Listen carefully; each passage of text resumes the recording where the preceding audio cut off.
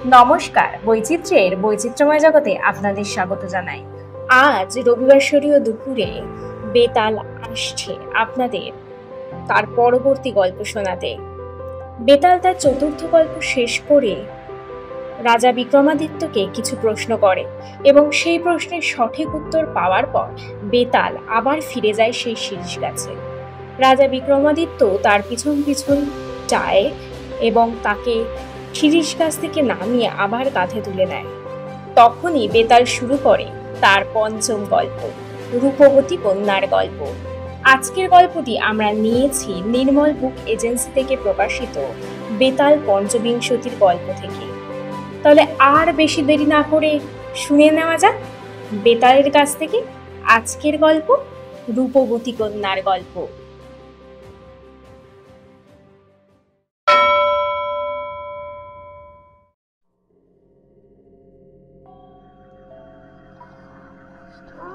ধারানগরে এক সময় মহাবল নামে এক রাজা ছিলেন।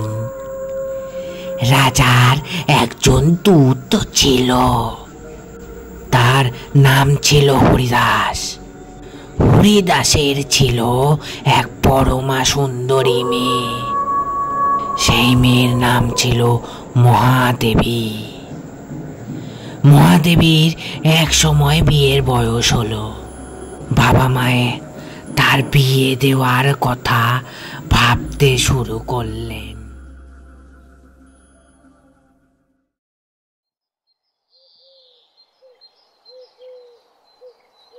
একদিন মহাদেবী বাবা হরিদাসকে বলল, বাবা, আমি এমন একজন পুরুষকে বিয়ে করব যিনি সর্বগুণের অধিকারী।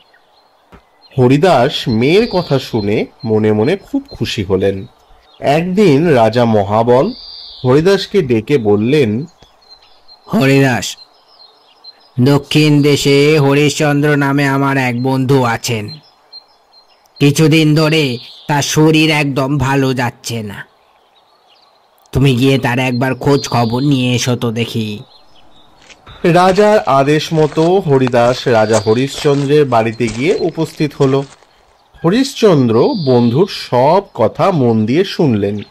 তিনি হরিদাসকে অনেক কিছু উপহার দিলেন আর সেই সঙ্গে বললেন কয়েকটা দিন তার রাজ্যে থেকে যেতে। একদিন রাজসভায় রাজা হরিশ্চন্দ্র হরিদাসকে বললেন, হরিদাস, বলতো কলিযুগ কি শুরু হয়ে গেছে?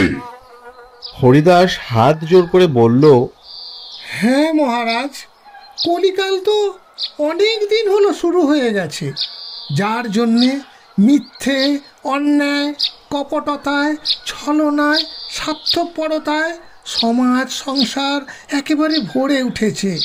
ছেলে বাবাকে শ্রদ্ধা করে না, ভাই ভাইকে স্নেহ করে না, রাজারা প্রজাদের সুখ দুঃখের প্রতি কোনো নজরই দেন না, শুধু নিজের ধনভাণ্ডার ভর্তি করার দিকেই সব সময় নজর রাখে। ধনদৌলতের অহংকারে মানুষ অন্য মানুষদের সব সময় ছোট চোখে দেখে, মিষ্টি কথার আড়ালে বুকে ছোড়া মারে।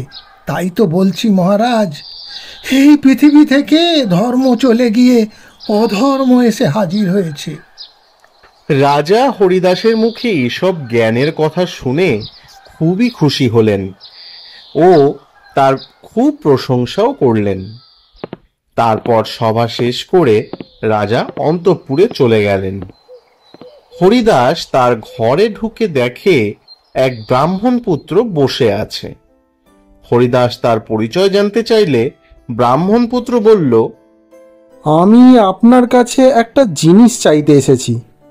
হরিদাস অবাক হয়ে বলল, বলো, তোমার কি চাই? আমার পক্ষে দেয়া সম্ভব হলে আমি নিশ্চয়ই তোমাকে দেব। আমি আপনার মেয়েকে বিয়ে করতে চাই। আমার প্রার্থনা আপনি আমার সঙ্গে তার বিয়ে দিন। আমার মেয়ের ইচ্ছে, যে সমস্ত বিদ্যায় পারদর্শী ও অসাধারণ গুণসম্পন্ন হবে তাকেই সে বিয়ে করবে। আমি এক অসাধারণ গুণের অধিকারী। আমি একটা রথ তৈরি করেছি, যাতে চড়ে 1 বছরের পথ অল্প সময়ের মধ্যেই চলে যাওয়া যায়। তাহলে কাল সকালে তুমি একবার রথটাকে নিয়ে এসো। রাজার কাছ থেকে অনুমতি নিয়ে হরিদাস দেশে যাওয়ার জন্য তৈরি হলো। পরদিন ব্রাহ্মণপুত্রের রথে চড়ে খুব অল্প সময়েই ধারানগরে গিয়ে হাজির হলো সে। এদিকে হরিদাসের বউ আর ছেলে দুজনে একজন সুপাত্র ঠিক করে তাদের এই কথা দিয়েছে যে হরিদাস ফিরলেই মহাদেবীর সঙ্গে তার বিয়ে দেবে। এ কথা শুনে হরিদাস তো মহা বিপদে পড়ল। তিনটে পাত্রর মধ্যে কাকে নির্বাচিত করবে? ওরা তো তিনজনেই বিদ্যায়, বুদ্ধিতে ও গুণে সমান। তাই তিন পাত্রকে ডেকে বলল, আজকের রাতটা তোমরা আমার বাড়িতেই থাকো, কাল সকালে না হয় সব ঠিক করব। এদিকে রাত্রিবেলা বিন্ধ্যাচলবাসীর রাক্ষস এসে মহাদেবীকে চুরি করে নিয়ে গেল। সকালে সবাই দেখে মহাদেবী ঘরে নেই। তিন ব্রাহ্মণ পাত্র সব শুনল। ওদের মধ্যে একজন সমাধি বলে অতীত, বর্তমান ও ভবিষ্যৎ সব চোখের সামনে দেখতে পারত।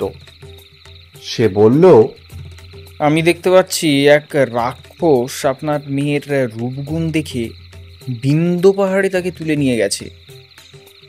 এবার ওখান থেকে তাকে যে করেই হোক ফিরিয়ে আনতে হবে। দ্বিতীয় ব্রাহ্মণ পাত্র বলল, আমি এমন এক বিদ্যা জানি যার সাহায্যে শব্দকে লক্ষ্য করে তীর ছুঁড়ে রাক্ষসকে হত্যা করতে পারি, কিন্তু সেখানে যাওয়ার একটা উপায় বের করতে হবে। তৃতীয় পাত্র বলল, কাউকে কোনো রকম চিন্তা না করতে, কারণ তার কাছে রথ আছে, আর সেই রথে চড়ে খুব অল্প সময়ের মধ্যে তারা সেখানে পৌঁছে যেতে পারবে। সে সঙ্গে সঙ্গে রথে চড়ে সেখানে গিয়ে মহাদেবীকে রাক্ষসের হাত থেকে উদ্ধার করে নিয়ে চলে এলো। এবার বিবাদ লাগলো তিন ব্রাহ্মণ পাত্রের মধ্যে, মহাদেবীকে কে বিয়ে করবে। সবাই মহাদেবীকে বিয়ে করতে চাইল, কারণ এই তিন ব্রাহ্মণ পাত্রেরই অসাধারণ গুণের জন্যে মহাদেবীকে উদ্ধার করা সম্ভব হয়েছে। হরিদাস তিন পাত্রকে নিয়ে খুবই চিন্তায় পড়লেন।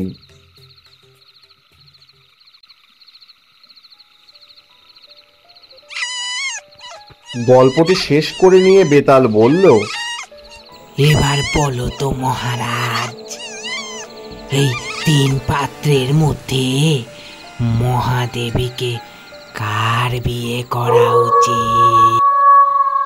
রাজা বিক্রমাদিত্য বললেন, যোগ্য পাত্র হচ্ছে যে যুদ্ধ করে মহাদেবীকে ফিরিয়ে এনেছেন, তার সঙ্গেই মহাদেবীর বিয়ে হওয়া উচিত। বিক্রমাদিত্যের উত্তর শুনে বেতাল বলল, তিনজনই অসাধারণ গুণের অধিকারী, এদের মধ্যে একজনের সাহায্য না পেলে মহাদেবীকে উদ্ধার করা কোনোদিনই সম্ভব হতো না। তবে ওই যোদ্ধা দ্বিতীয় জনই কেন শুধু মহাদেবীকে বিয়ে করতে পারবে? রাজা বললেন, তোমার কথা মানছি যে তিন পাত্রই অসাধারণ গুণের অধিকারী, তবুও দ্বিতীয় জনের সাহায্য ছাড়া মহাদেবীকে উদ্ধার করা যেত না। তাই যোগ্য পাত্র দ্বিতীয় জন, তার সঙ্গেই বিয়ে হওয়া উচিত। মহারাজ, এবারও তুমি সঠিক উত্তর দিয়েছ, তাই শর্ত অনুযায়ী আমি চললাম মহারাজ, আমি চললাম। চললাম মহারাজ, আমি চললাম।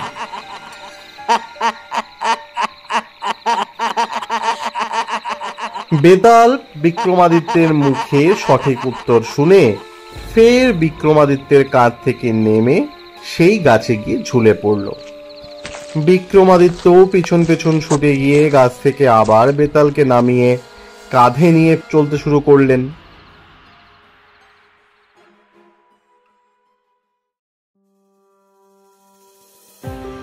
এতক্ষণ আপনারা শুনছিলেন বিক্রম বেতালের পঞ্চম গল্প রূপবতী কন্যার গল্প। গল্পের সূত্রধার আমি রায়া, গল্পকথক অনিমেষ, অন্যান্য চরিত্রে প্রীতম, সুকুমার, সুদীপ্ত, পৌলমী এবং সুমন, পোস্টার ডিজাইনে সুমন। আবার দেখা হবে আগামী রবিবার অন্য কোনো নতুন একটি গল্প নিয়ে। ততক্ষণ পর্যন্ত আপনারা আমাদের চ্যানেলটিকে সাবস্ক্রাইব করে আমাদের পাশে থাকুন আর এইভাবেই ভালোবাসা দিতে থাকুন আর শুনতে থাকুন বৈচিত্র্য গল্পবুক। ধন্যবাদ।